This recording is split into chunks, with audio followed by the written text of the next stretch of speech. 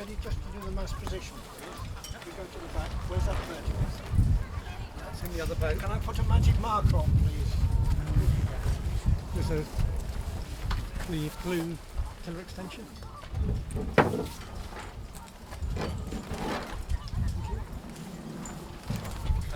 Andy, you're going to have to do the controls for me.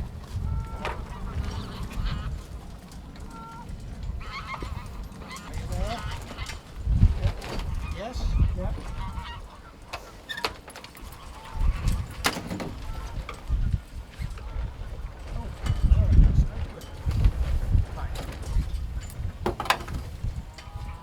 The measurement is 10 feet 8. Did you see that we went vertically from the back so that it's not a diagonal measurement? If the centre line of the mast, this mast must be quite well forward, I always have when I'm reaching, I have my mast just after that. So let the thing go forward, please.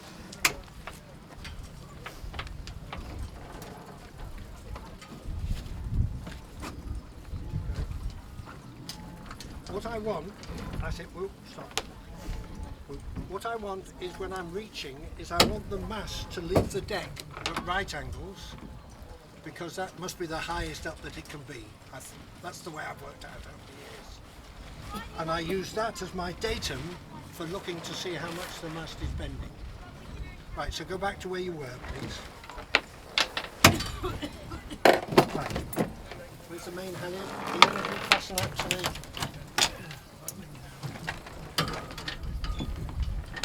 This is the traditional way of checking everything. The trouble is that the Albacore, You ran the shroud. the mast, foot position can vary about 2 inches. Not exactly what the measurement is, but it's a colossal amount. I have tried it, I'm afraid it's in the old fashioned. I've tried it at 10 foot 11 because with Flippy we were sailing light at the front, not at the back, and we were really slow. It didn't do that. So I've always stuck to having the front of the mast measured from the transom at 10 foot 10. Right. Now here you can see one of the weaknesses of swinging the tape back. What's that measurement of the? I was going to say the black band at the band. It's got to be 18 foot 6. Sorry, it's in feet and inches. Can you see? I hope that it's at 18 foot 7.5. What will that do to the measurement at the back? So make it, yeah. So what you have to do is you put the top of the tape measure where the top of the sail will be. So that measurement has got to be reduced to 18 foot 6.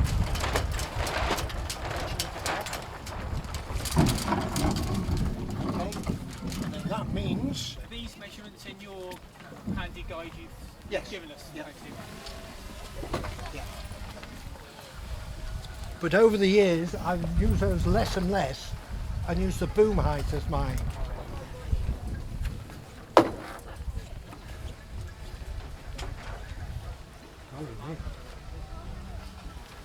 23 foot 5.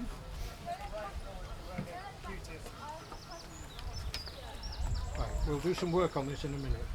The traditional way then is for this to be measured down to this point here, and usually, I need to remind myself what it is, between about 23 feet-ish, so we're going to have to increase the rake on this. Right, so which point? Down here. Just right in that angle. Yeah. Can you see this? Can you see it down here? I'll bring the mast back a bit, Michael. Yeah. Bit more. Bit more.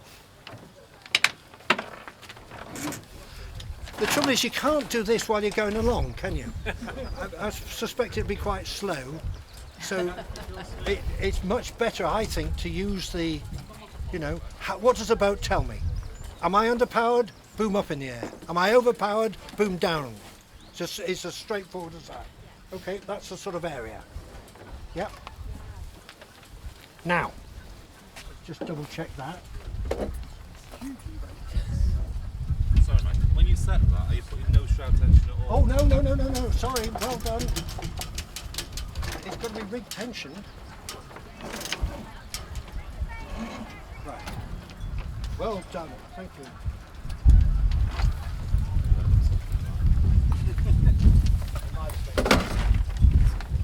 That's better.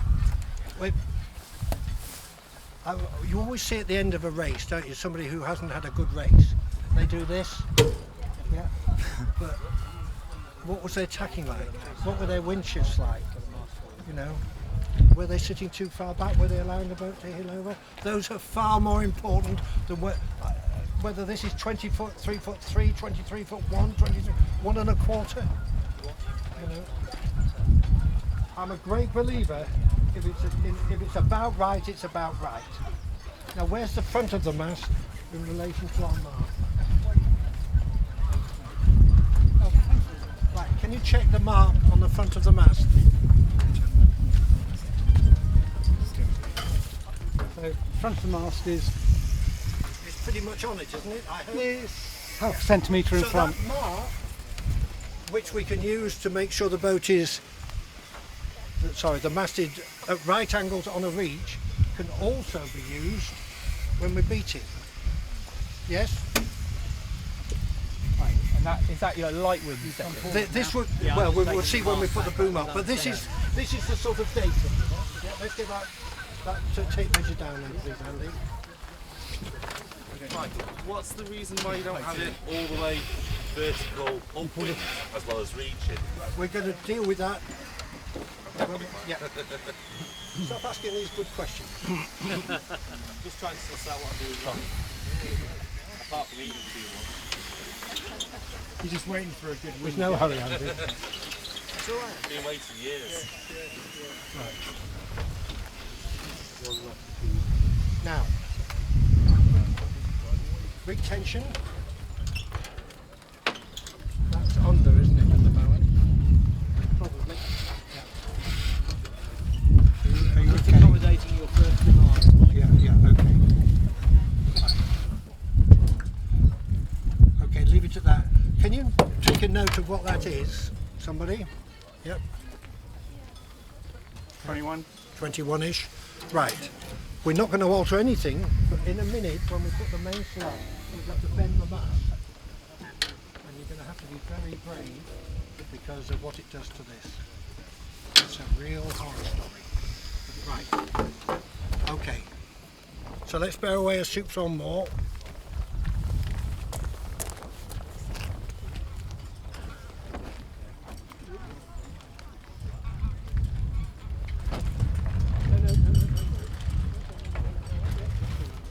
Right. Sheet the jib in really tight, Andy, please. Now, our control, the controls we have for the shape of the jib come from two things.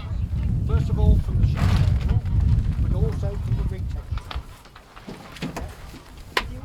If you were to look at the line from the ferry through the clue and extend it upwards, whereabouts would it meet the front of the jib? Move around, folks, just look. The middle telltales are halfway. Just below halfway. Just below halfway. Good. Would we all agree with that? Because this is dead important, right? I'm not so bothered about the microscopic positioning of the sheet in it, forwards and backwards. It's much more important on the inward and out movement. Provided that when you were to extend the sheet, the line of the sheet, if you were to extend that upwards, it is never ever above halfway. As a general rule, in the Albacore, 150 mil to 6 to 9 inches below is fine. Because what has much more relevance is this. Look at the leech of the jib. Look at his position relative to the spreaders.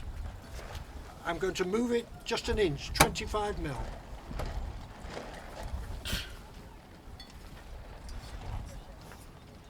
A lot, yes. But do we all agree it's a lot? Yeah. The ratio is 5 to 1. Now that's pretty horrible, isn't it? That's horrific. That. Dead easy to do that. In the old days, that's what we used to do when I used to crew albacores. Right, now what are we going to talk about? You know, no. This has got to be on the move, especially somewhere like here. Provided that that angle is just below halfway, we're now going to get much more control with nuances of leech tension. Yes? Tiny amounts. Every time the crew moves, whatever they move that, the leech just below the spreaders will move 5 times.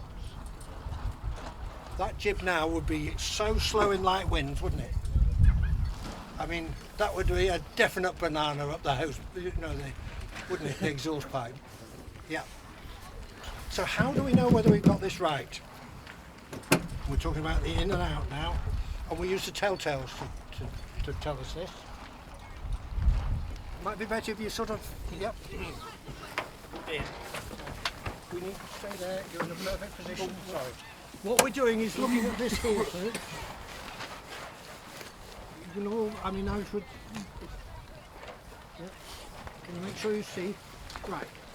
Look what happens when I oversheet.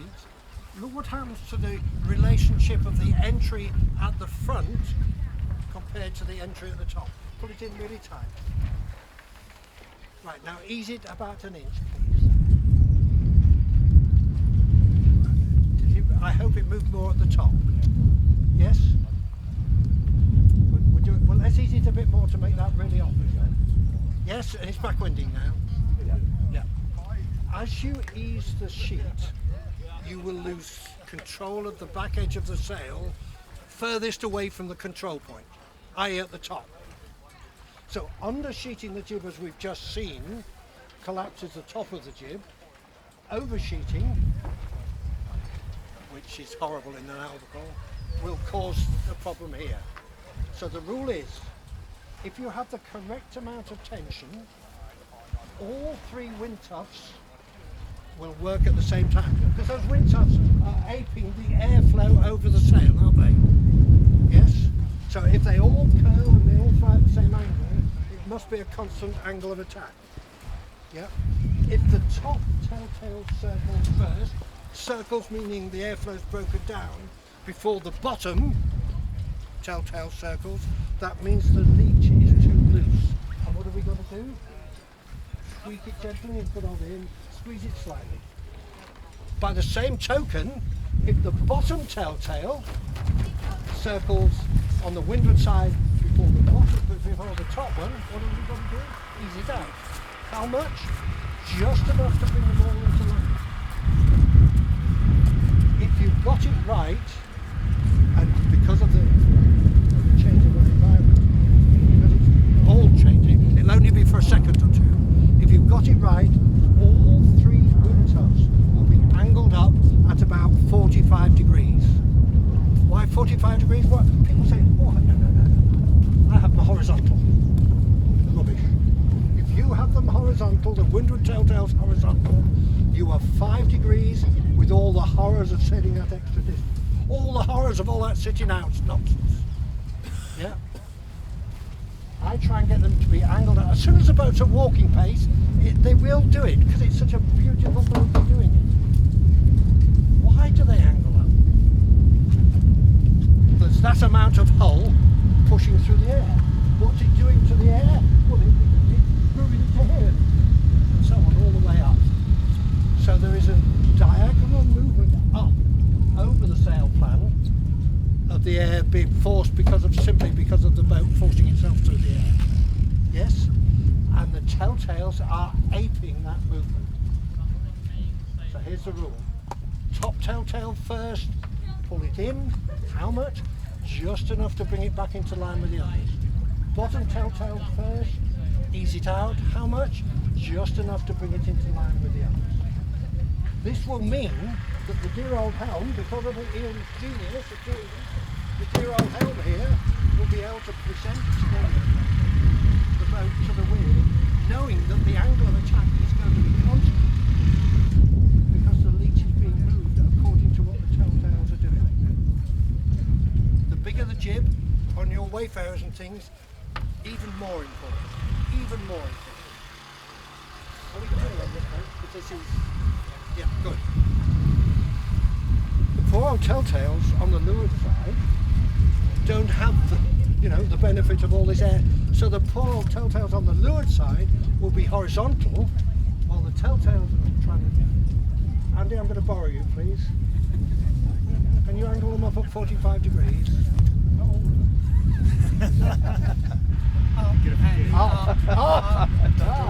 That's where you've been going wrong. Can't get this stuff these days. This is what we're aiming for. Yes. The wrong end of the boat. Yeah. Sorry, it was in front of the thwart. The bigger the distance between them, the higher up you will get in your fireball days. They'd be parallel to the left, wouldn't they? Yep. The bigger, further apart you get them, without them stalling, the closer to the wind you're pointing. Yep. Right.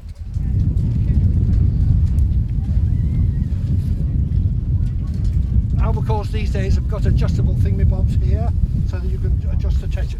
The wire, the 1x3mm, 1x19, will stretch about 5 mil when there's 350 pounds of load imposed on the halyard. So you can't have, oh, stop. That was a header.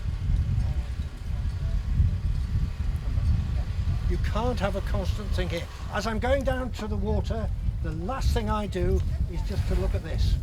And the rule I use, don't let it go too much. Wind's moving back to the right. These under that cloud, look. Can you see the wrinkles here? Yeah. The rule I use, and listen. Can you hear? Yeah. What I want, if it's right, over a metre, this point here will move 5 mil. If it moves more than 5 mil, the flow will be too far back. If there's no movement at all, you're tensioning the luff like mad. By over-tensioning the luff, what are you doing to the leech? By moving the flow forward, by over-tensioning the cloth, what are you doing to the back edge of the sail? You're making it fall away. So therefore you're having to oversheet it to bring it into line. So as we're going down the slipway, I just do that. Just to check that there's 5mm of movement. Right. Now there's one last thing we've got to look at, is the leech telltale. Because the back edge is attached to the front, you know, once the air has gone from the front to the back, it will go, if we've got it right, the air will jet proportion off the back edge, and that leech telltale will tell us that that's working. If it's streaming, it's working. If it goes to one side or the other, then that means the airflow's broken down. It will very rarely go to the windward side. In fact, I can't think of an example of it going to it. But it could well do. Shoot it in that one, please. Go on, stall now. There you go. If it does that, if it goes to the leeward side, that means we've created a partial vacuum because the air has broken down, so there's no movement on the leeward side. Yep. What we've done is we've reefed the jib. We've reduced the sail area. When is this likely to be? In lighter winds. Yeah. Less sail area in lighter winds, that doesn't make sense really. Yep. So the crew has to not only do the telltales, but they've also got to make sure that is streaming. And the rule is, if it's streaming, absolutely fine. If it goes around on the leeward side, you have to ease the leech to let the sail open out a little bit. Yes? It's a really good guide. In the old days we didn't have them. It's a really good guide. Yes? Any questions on the jib? When you talk about oversheeting, are you talking just about the jib car positions or actually pulling it in too far as well? On my boat, the jib car position... Oh, shall we do that? That's a good... Thank you. Yeah. People say that in a breeze, Are you ready for this? Thank you. In a breeze, they move the jib fairly back. There's a rude word for it rhyming with haulix. Because what are we doing in a breeze to the mast rake? What you're going to do, right? Yeah. So we're going to rake it off. Yes. Good. Look, leave the clear. That where it is. Sorry, I forgot that. Right. No. Don't jump the gun. I have to sack him. Right. Look what happens to the back corner when we increase the rake. Increase the rake, jib panel's got to go off, which is a jib panel. Look what's happening to the leech, folks. So what's happening to the clue? What's happening? It's going down. It's going down. So with more rake,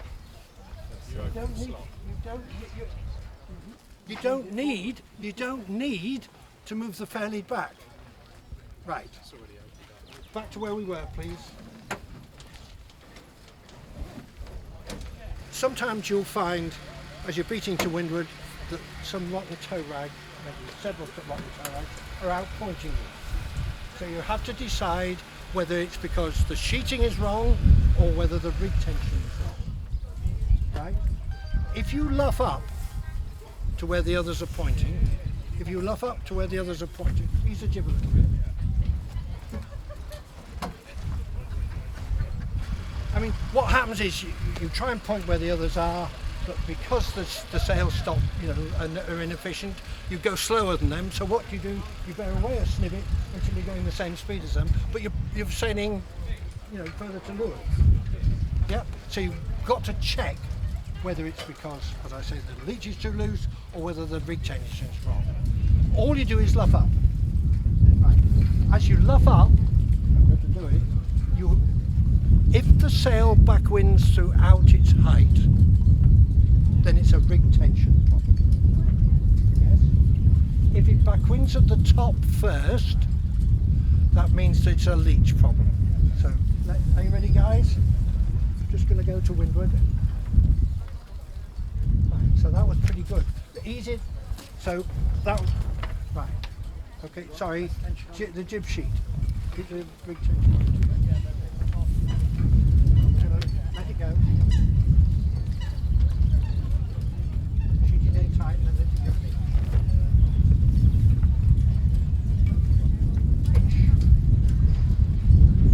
Now it's a little bit slacker. Let's see what happens now.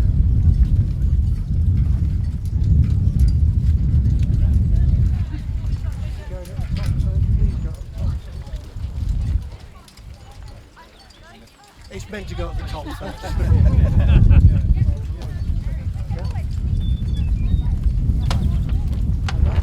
In the old days,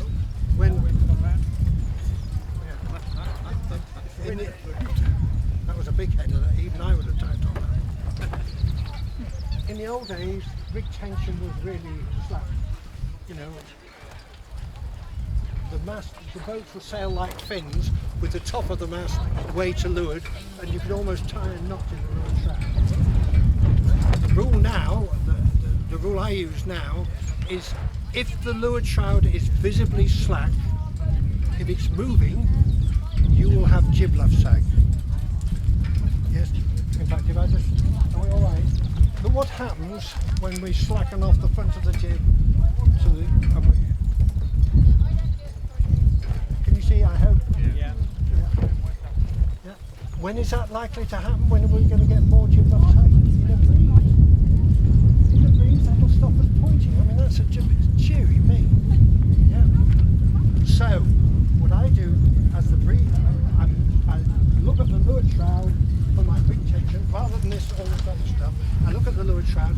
Is it visibly slack? Then I tighten up the shrouds and the jib panel if I want the mast rate to be the same. Do it equal. Yeah? If it's not visible, if it's not moving a smidge, in really light winds, send the crew down to leeward and just get them to wobble. If it moves an inch each side, then that's about right. Yeah? If they can't move it at all, This time the front of the jib will be too straight. Isn't it interesting, we're talking about the rig tension on the shrouds is controlling the shape of this here. And isn't it also interesting, it's a tiny little sail and we spent the best part of, an hour and a half. So we put the main up now, folks. So are we with that?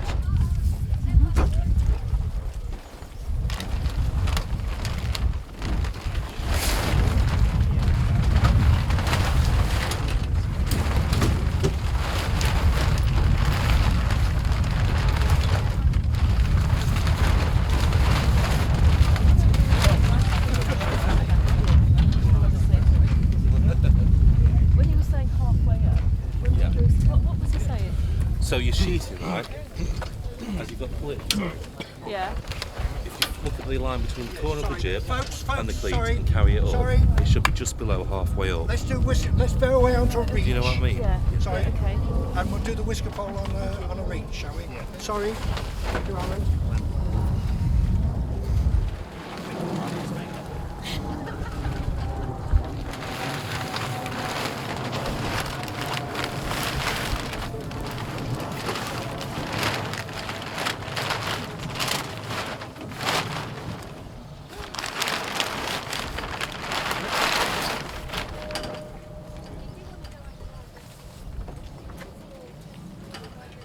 This is where we're going to need help here, folks. This is the way I organise the pole is so that when it eats a little bit, the whole angle of attack goes at the same time. Yes. If the pole is too low, in fact, you can see it here, can't we? If the pole is too low, yeah, it's ruining the top.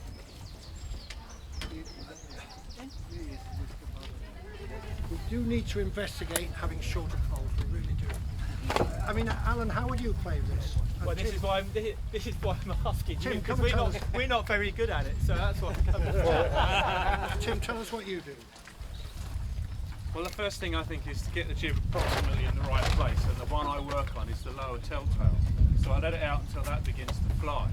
Then what happens now is the leech is falling off, so then tighten the leech up until the other ones are lining up as well. That's generally what I do. Well, that makes good sense, doesn't it? The elastic's not set. That's what the problem is on this pole. So, Alan, that makes good sense, doesn't it? Yeah, we normally look what he does and then follow him. To see what angle is I'm not sure I like the follow him bit. Is that I'm why happy he with always beats you? Because you're always following him. Do you generally always have a curve along the bottom as well then? Or do you... Well, I think if you've got to think of it like if the sail's too full, then the airflow around it's going to break away from the leech, so it's not going to work very well. You can tell that by looking. Well, the top leech will give you some idea anyway. So you don't want it too full. Yeah. So Let's have that. you've got to judge it really. Do you want me to do this again? So what we're saying is get the bottom telltale to work. I like this. And then get the... Yeah. Pull that on. It's going at the top first, so that needs more pole, doesn't it? Yeah. What worries me is when you see on a broadish reach. Let's go onto a broadish reach. Can I go onto a broadish reach? Right. Let the jib right out. And that leech doesn't look right to me as tight as that. Well, okay. So long as the leech can move, Yeah. you can fly. So what's interesting, I think, on some of the boats is that the pole itself is fed through an eye onto a fixed line, which then makes that longer still. Oh yeah, but you don't pull it down as far then. No, but certainly put that it, through where this one Yeah, works, I this would. is how I used to have mine before we kind of changed it back, was that this then shortened your length of your pole for your reaching. I lead this through here. Yeah, so that then runs that way. Right, we need Bit of a black art. we need to practice There's then. an element of it. Yeah. The recommendation is to take the pole off. Yeah, you're just going to read. Gonna just let the pole on. There's no hurry, Andy.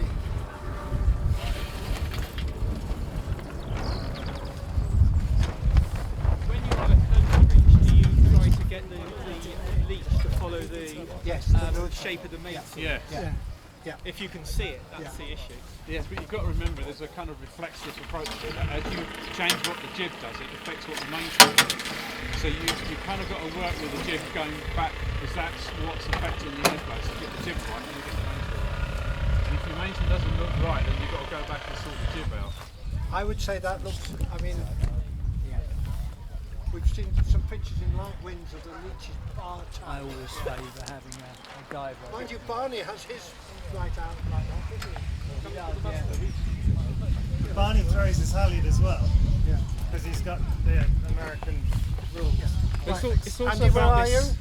It's also about the shape. isn't it? Mast up right so that is in the centre of the How do you feel about the stick rod being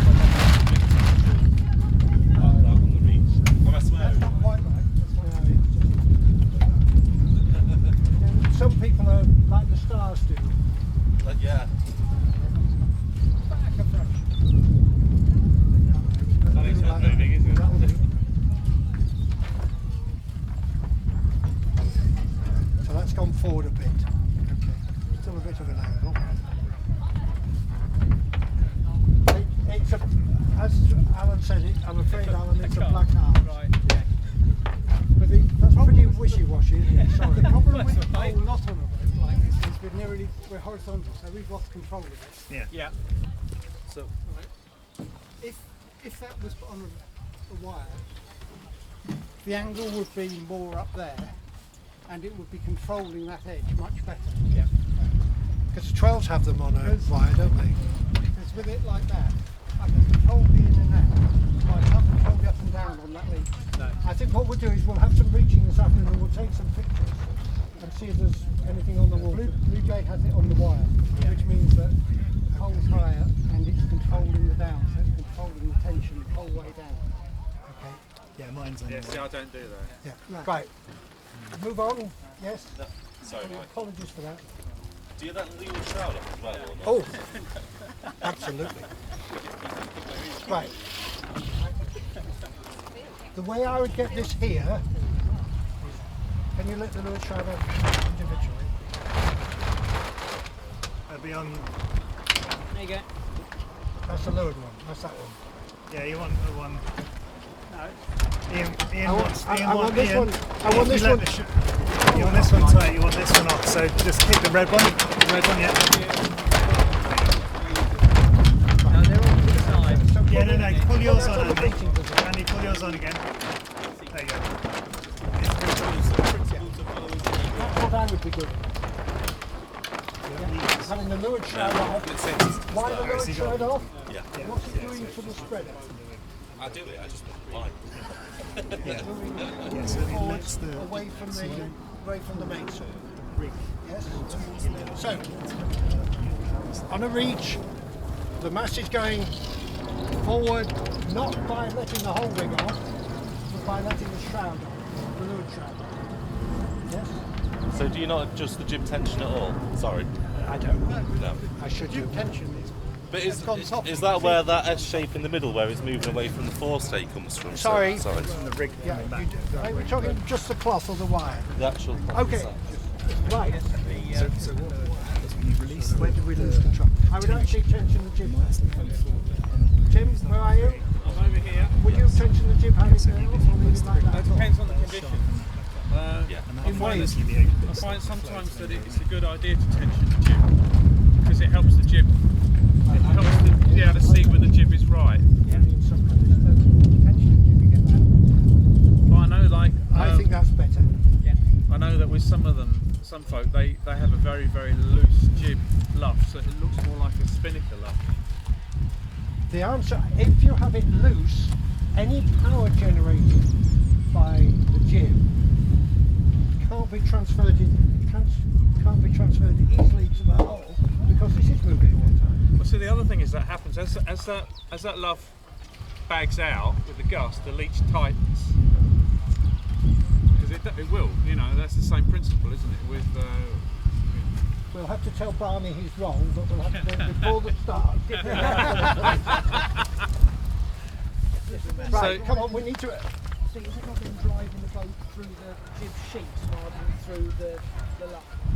Sorry. It'll be pulling it through the top of the mast as well. Yeah. So I mean, generally in lighter winds, I'll have it fairly loose.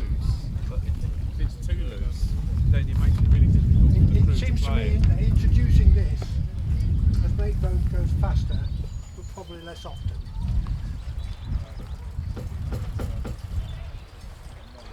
In the old days, we used to have 2 pairs, a short one and a long one.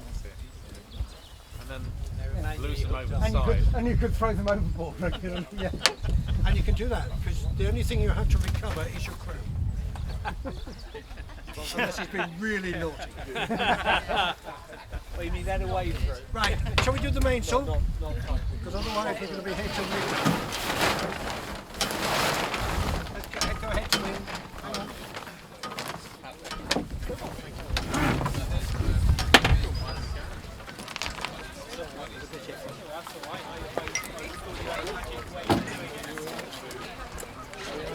I tell you who ain't trusting.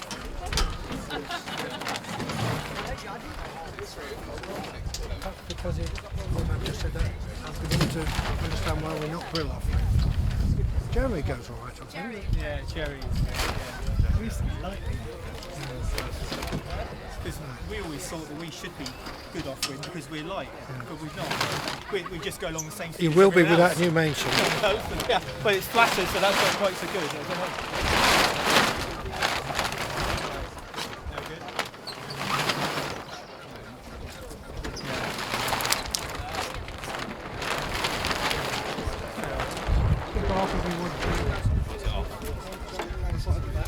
Yeah, we've got an M2 mast, which came with the boat, so you kick her off. Kick her off.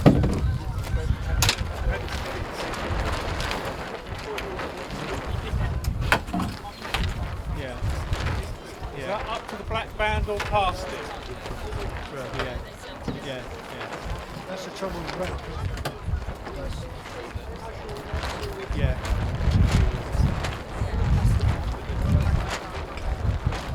Well, the thing is, if you don't get it right, every time you adjust the sails,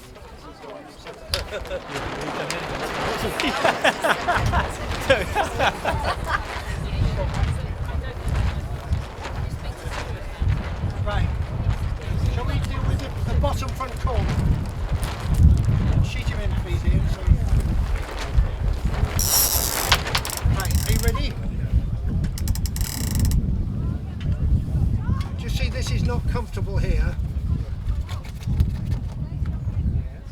I think it's past the black band up there. yeah, it is. It's 2 inches above.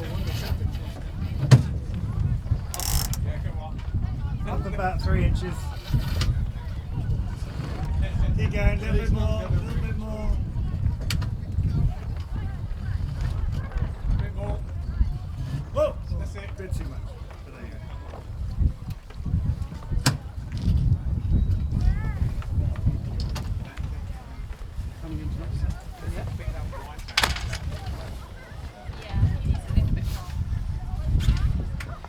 If you're going to crease coming from here, this cutout here, this bit here, is meant to be parallel to the mast. And can you see, I hope that it's angled back a little bit? Yeah. So if I tension it, just use the foot slightly, Michael. If I do that, and now do that. Yes?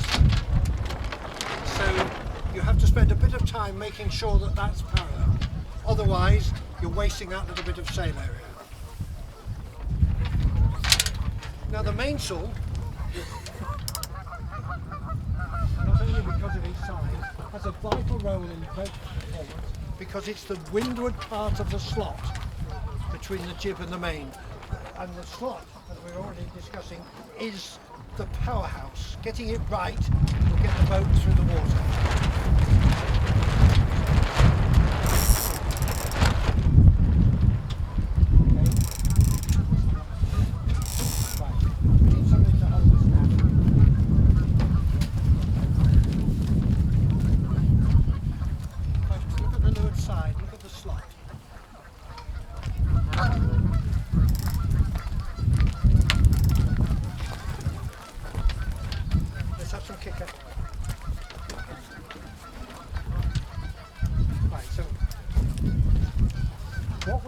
do,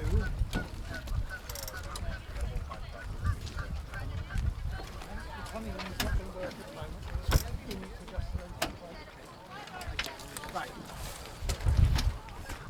What we're trying to do with the front of the mainsail is to make it mirror the leeward bulge of the jib leech. Yes? If we let the boom away from the centre line, please.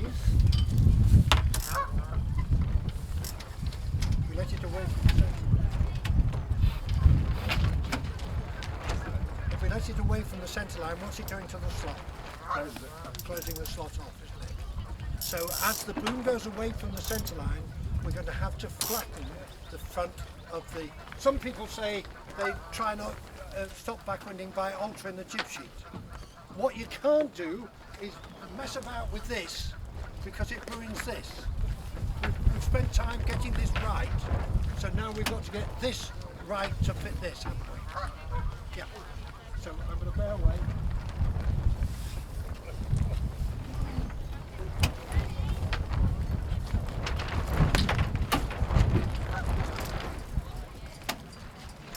Okay. We've got controls to make us control the front of the sail. We've either got this or we've got the kicking strap. Bring the boom into the centre line, please, and let the kicker go. Right. Now that looks pretty good. Would you say it looks pretty good? Now look what happens to the leech, and therefore look what happens to the luff when we ease. Kicker's gone right off, is it? Yeah. Right. Yeah. Where did it backwind? See it? At the top. What we're trying to do is control the tension on the back bottom corner with these two gadgets. With the boom back into the centre line, please. The boom into the centre line, the kicker should be just at a sort of a default setting. You know, in those easterly, southeasterlies you get with it. So that if we have to ease, the boom doesn't go up in the end.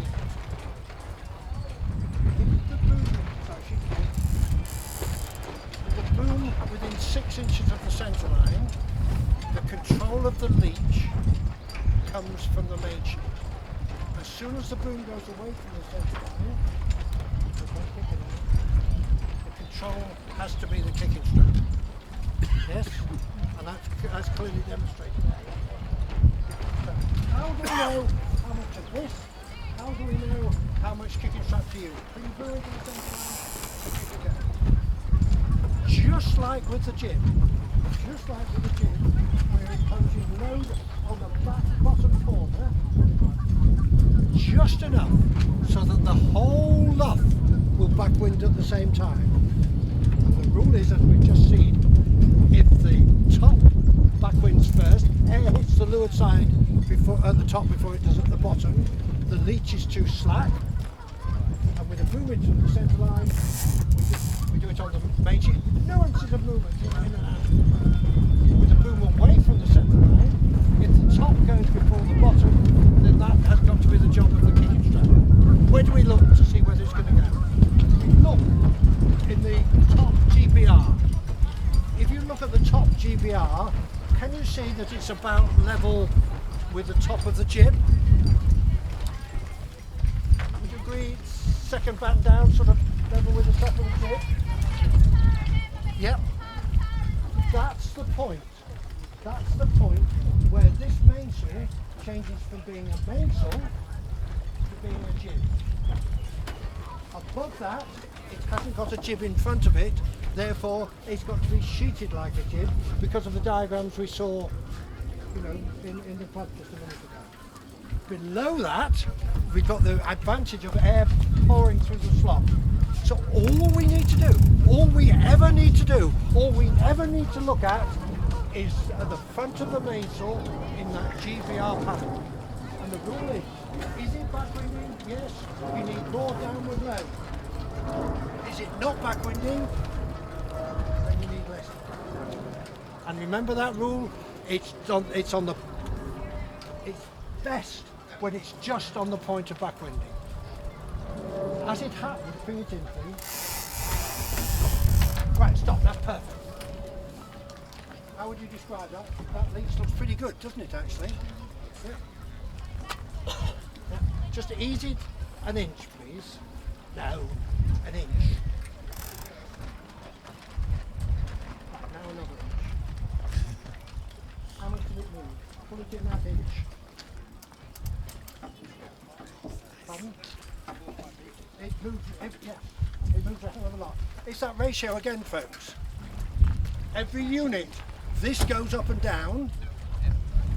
The top of the sail, the top batten, the GBR panel will move 5 times that amount. So when the boom's into the centre line, the said navigator will keep on saying, oh, am I hooking the upper leech? Is it, you know, am I stalling the sail out?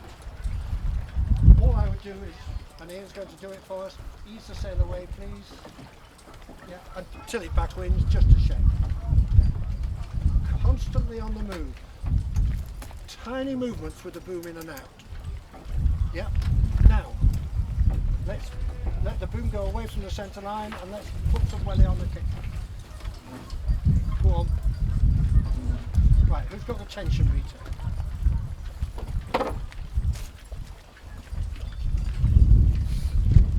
I'm hoping this is coming out. What was it before? 21. Well, hasn't gone down much. Why should the rig tension go down as we put kick around? What's it doing to the mast? It's bending and shortening it. Perfect. It's bending the mast. Because it's bending the mast, it's lowering the hounds down, isn't it? Because it's lowering the hounds down, look here, folks. Look at bending it. This is going to start to sag, isn't it? I've worked out that on an M7, which is what I'm using, the mast, if it bends more than 10 to 15 millimetres at deck level, the top will be, you know, a tiny amount. The top will be, you know, I'll just lose all rig tension. So I'm really only bending the mast here, tiny little amounts. Yep, and remember the rule. Am I having to ease a lot, then straighten the mast? Am I having to let go a lot, then bend the mast? Why does bending the mast flatten the sail? What it does, sheet it in please. Right, can we straighten it? Yeah, left kicker. Now look what happens to the 8253 panel, is that seam when you bend the mast. Let these strut go, please. Let the ram go.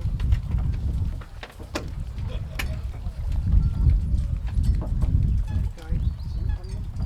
You don't get that. Are you kickering? You want kicker? Yeah. Right. What happened to it? Move forward. It straightened out, didn't it? It straightened out. Why? Because the mast bent, the sail got wider. Yeah. What will that do to the slot? And you can see beautifully here.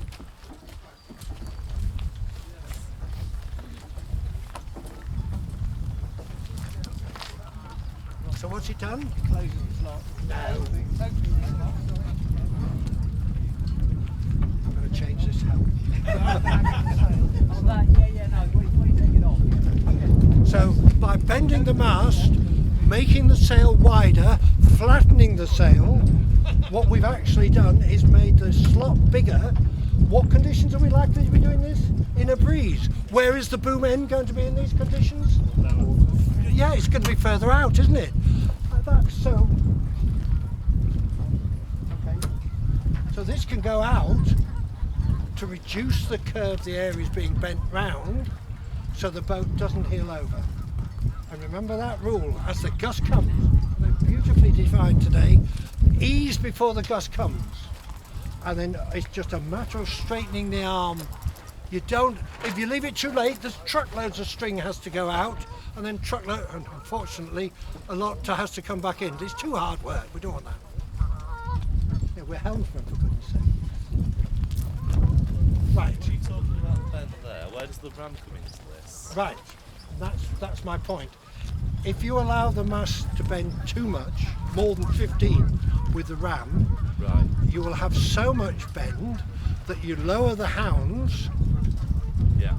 lose rig tension. Because you lose rig tension, the jib becomes fuller. Because the jib becomes fuller, you can't point. Right. So in all these scenarios, the ram's already on, is it? I hope it's. Yeah.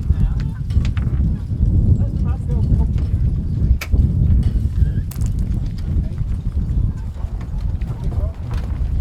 Hang on. Wait for it to bear away. That wind's been moving slowly to the right while we've been doing this. Standing around.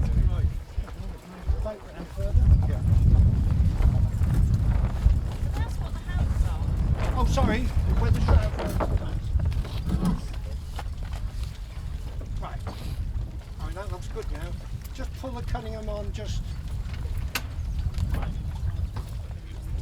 Will the Cunningham work now? Yeah.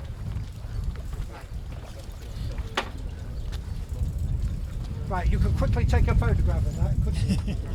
Show your grandma that on your map. Right. But look what happens.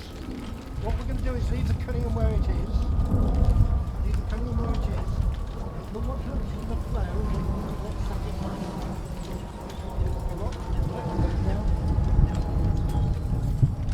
What happened to the flow? Pull it on, pull the kicker on. Now let the kicker go. What was happening to the flow? It was moving forwards, I hope. Yeah. Moving forward. What's happening to the slot? Closing it. By dragging the flow forward into here. And it's actually closing the slot off. And because it's closing the slot off, it's not only doing that, but it's putting a right angle ridge right at the front of the. Let's really over. No. Yeah, look at that. Don't leave that too long. Quick, can you see the horror of that? Quick, get it. Yeah, off it comes. The Cunningham, if you get it wrong, is a passport to the back of the fleet. On the Albacore, I think, and I know I sail on the heavy side, mostly at the back, says my crew.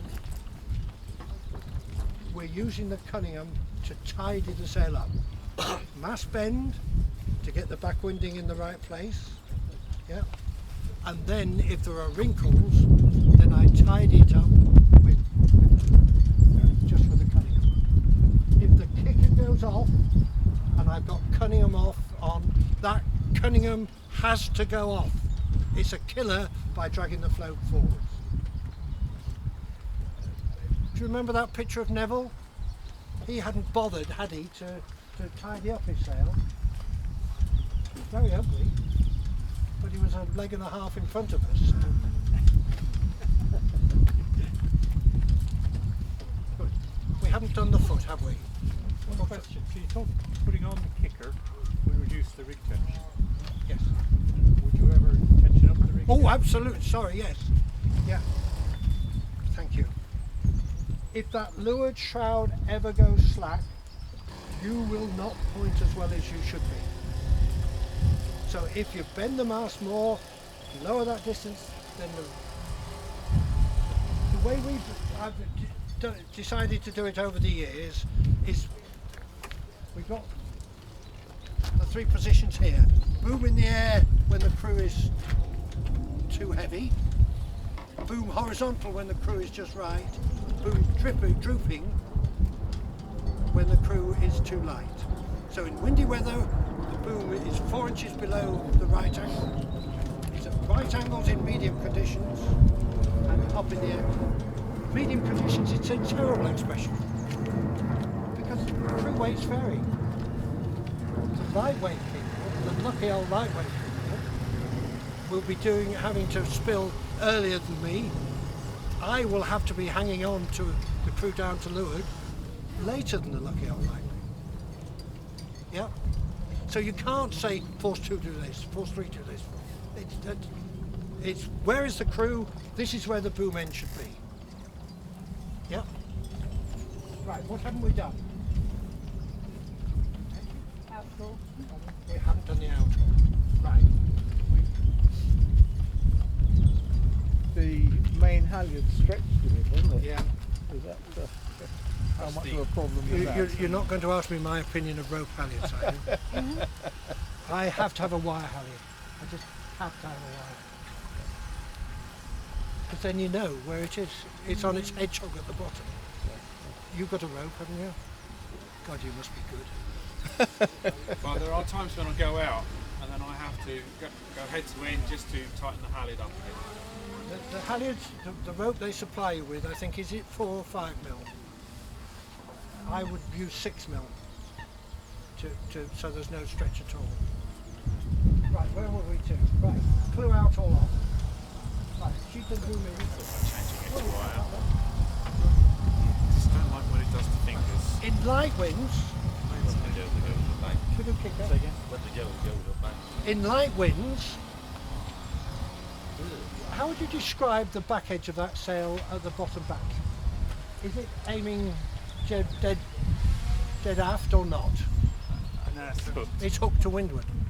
So in light winds, why should the slow, tired, light wind move to windward? It's going to break off here. Then you're going to end up reefing the sail in light winds. In light winds, bar tight, please, Andy. If the clue pulls out, I'll put another one in. Bar tight, so that the leech is as straight as possible to allow the slow, tired moving air to cling to the sail for as long as possible. In a breeze,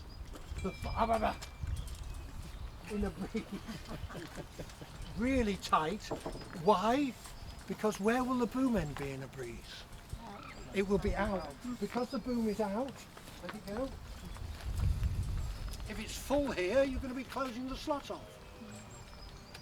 In middle conditions, when the crew and you are sitting on the side, yeah, you could ease the foot just a little bit when we're beating.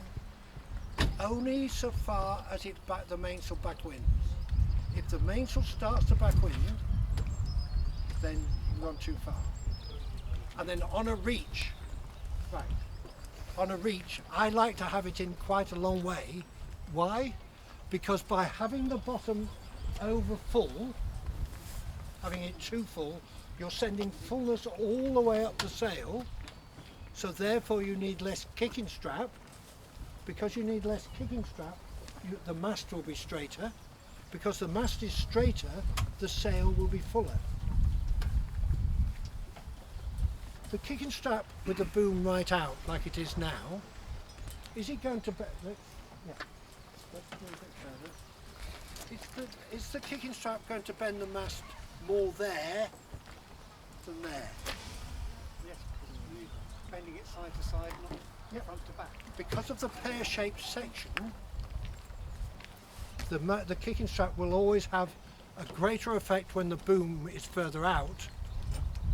Because what's happening with what does the kicker do? What the kicker actually does is, by its very angle here, it not only downward loads, we've seen it impose a downward load, but it also has a forward load, a forward component, and it's that forward component that causes the mast to bend. Yeah. So with a boom further out, I use exactly the same rule. Boom is probably further in the air as well, you know, and so on. I would use exactly the same rule. Is it backwinding in the top GBR panel? Yes, more download. Is it not backwinding in the GBR panel? Less downward load. Yes? Right. Let's bear away for deadlock. We might need people to grab it just in case.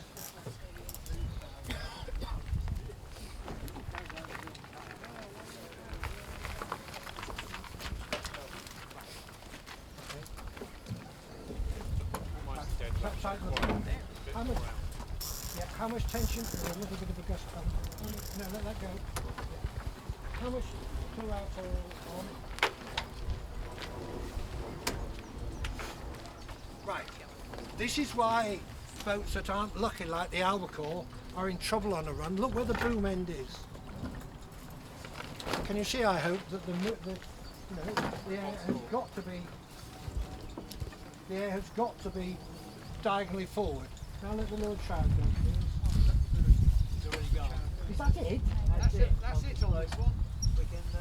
It's the shroud. It never goes to past it. Because he probably put the rig right forward. Okay. Right. We need somebody. Can I just borrow you a second? Would you mind? Just put your finger there. Don't touch the boom. Right. Now go back to where it was originally. Well, the shroud. Yep. Keep going. Look from behind. See how much more exposed area there is. And that's if we Can you see that?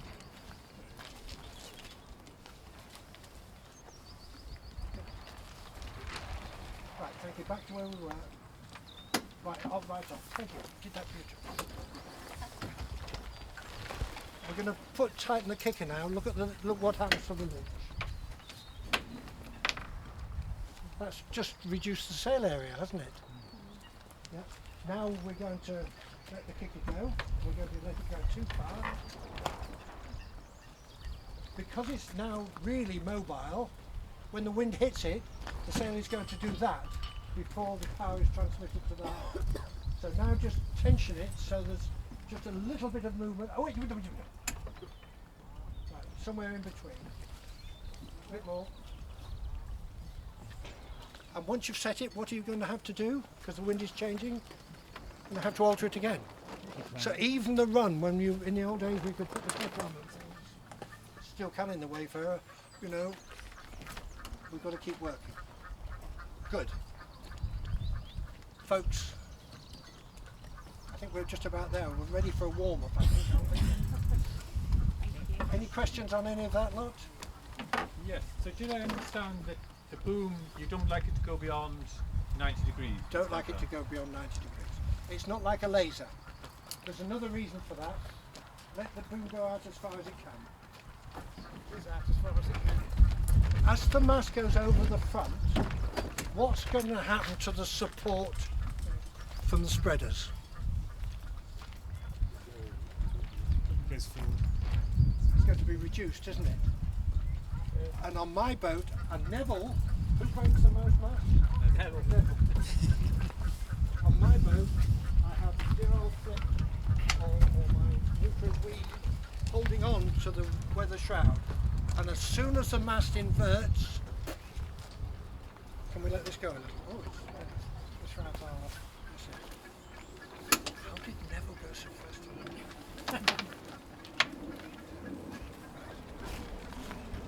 The other danger is rock and roll from the gust. You can see how little work the spreaders are doing now, look. Yeah. So let's These bring the spreaders are taped as well. yeah, let's bring the windward one in. No, just the lower one. Wait, sorry, just the windward.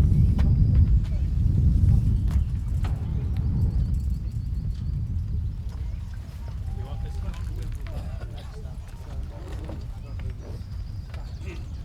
Has that hardened that? I hope it has. Yeah. Yeah.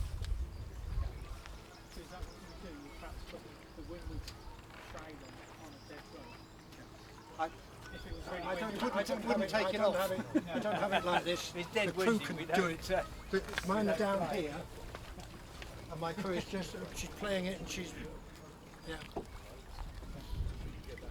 Because it does seem to be important to have it forward, doesn't it, on a run? Yeah. But you don't want to lose it over the front of the boat, is what you're saying. There's one last thing we need to talk about. Has anybody lost a mast? Has it come out of the mast deck? Yeah. Jerry has. Jerry has it, and I've had it come out. So what I've now done is I've drilled and put a 4mm bolt through, but the hole in the foot has to be ever so big, you know, so that the mast can do all the moving. We'd lost, it was on a boat called Mellow Yellow a long time ago, and we lost the deck, and we sank. So, You could just put safety string. So just on the No, what it did is it jumped out. and then punched a hole in the Well, it didn't punch a hole in the bottom. It didn't on Jeremy's. Out on my one, which was the 8001 down in line. Right. So the guy I bought it from had done that, and it's jumped And off. why is it more likely to do that, Stuart? Because of waves. Because there's bugger all tension here, and you've got, you know, the mast is coming out of the ink pot at the bottom. Yeah. So if you're going to go forwards, 4mm hole bolt, and a 6mm hole. Okay. You have a forestay adjustment on this. Do you ever do anything with that, or just leave it slack? On my boat it's here, so I Yeah. just tension it.